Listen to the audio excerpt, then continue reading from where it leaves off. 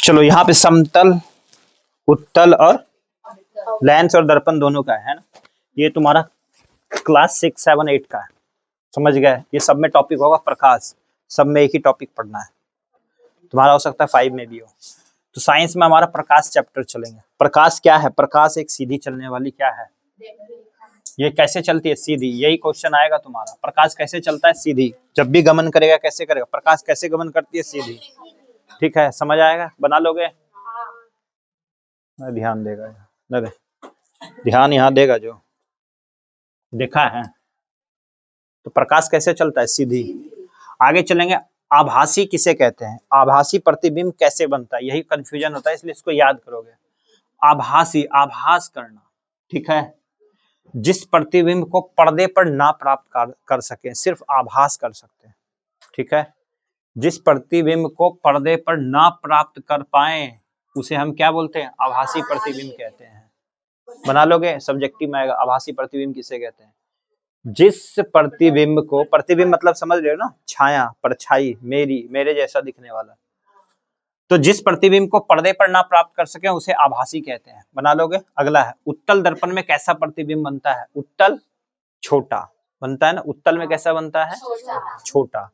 तो उत्तल दर्पण की बात करोगे वो कैसा बनेगा? छोटा। तो ये याद है, यदि प्रतिबिंब सदैव आभासी हो, कैसा हो? आभासी हो। कैसा होगा?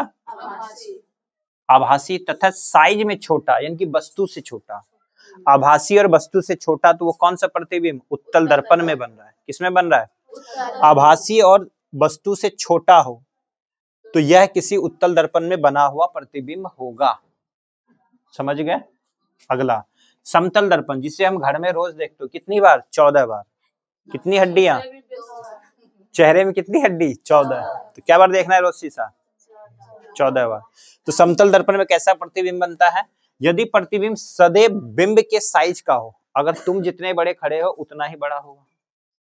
और ये बताएं कि तुम्हारे शरीर का पूरा तस्वीर लेने के लिए कितना होना चाहिए शीशा?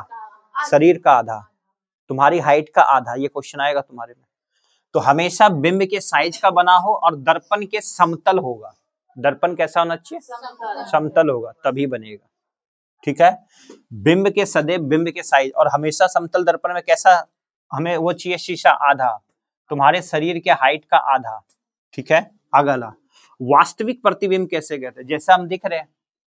वास्तविक प्रतिबिंब किसे कहेंगे? जिस प्रतिबिंब को पर्दे पर प्राप्त किया जा सके, और जिसको हम नहीं प्राप्त करेंगे उसे आभासी कहते हैं। जिसको हम पर्दे पे प्राप्त कर सकते हैं वो वास्तविक हो जाएगा। चलो अब यहाँ पे मिलान कर लेते हैं। समतल दर्पण, उत्तल लेंस, अवतल दर्पण और अवतल लेंस। समतल दर्पण अभी बताए थे। समतल दर्पण कहाँ? घर में। नाई की दुकान में क्या? अवतल दर्पण। नाई की दुकान में क्या? अवतल दर्पण। समतल मत मार देना। समतल दर्पण सीधा तथा प्रतिबिंब साइज से छोटा होना चाहिए।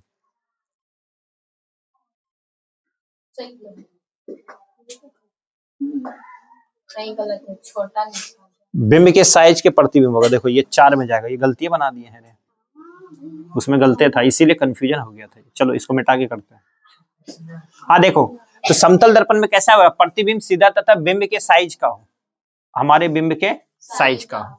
चलो उत्तल दर्पण, उत्तल दर्पण कैसा बनेगा? उत्तल दर्पण में सीधा तथा बिंब के साइज से छोटा प्रतिबिंब हो। सीधा तथा बिंब के साइज के छोटा प्रतिबिंब हो, तो उत्तल दर्पण में कैसा? छोटा। उत्तल लेंस की बात करते हैं। उत्तल लेंस को ही हम लोग क्या बोलते हैं? आवर्धन।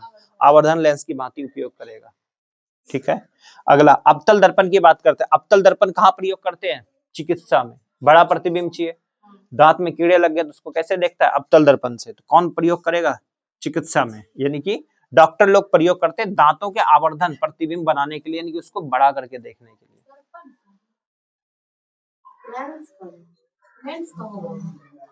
अधिक क्षेत्र, हाँ लेंस का ना होगा रे।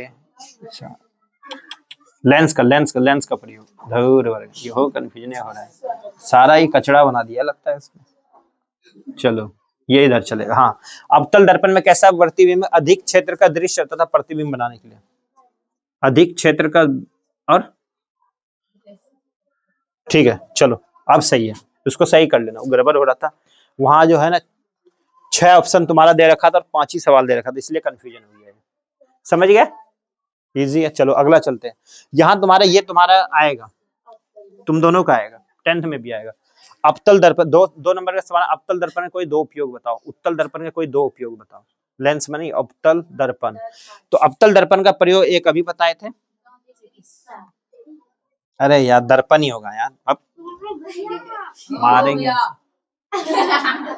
मारेंगे ये सब, अवतल दर्पण ही होगा। अवतल दर्पण का प्रयोग, ये सब कंफ्यूजन दे देता है। अवतल दर्पण का उपयोग कहाँ लगता है, भूख भूख लग गया जल्दी, चलिए देखो, दंत चिकित्सक में और सौर भट्टी में होता है, ठीक है। सौर प्लेट के रूप में प्रयोग किया जाता है, टॉर्च में प्रयोग किया जाता है, यह गाड़ी के हेडलाइट में, गाड़ी के हेडलाइट में, गाड़ी के आगे वाली लाइट में।